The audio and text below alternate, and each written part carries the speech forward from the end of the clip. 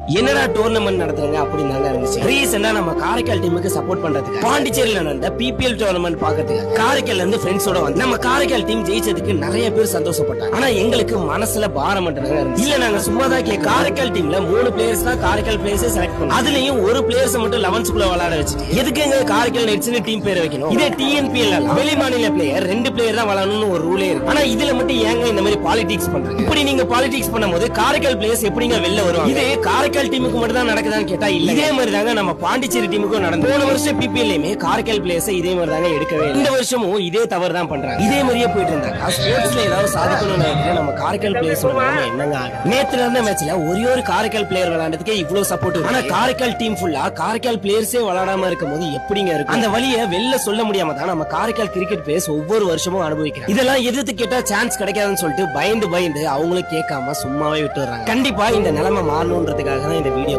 முடிஞ்ச அளவு இந்த வீடியோ யாரு கண்ணுல பட்டு நமக்கெல்லாம் நியாயம் கிடைக்கும் தெரியல. ஆனா நியாயம் கிடைக்கிற வரைக்கும் இந்த வீடியோ ஷேர் பண்ணுங்க. நன்றி, வணக்கம்.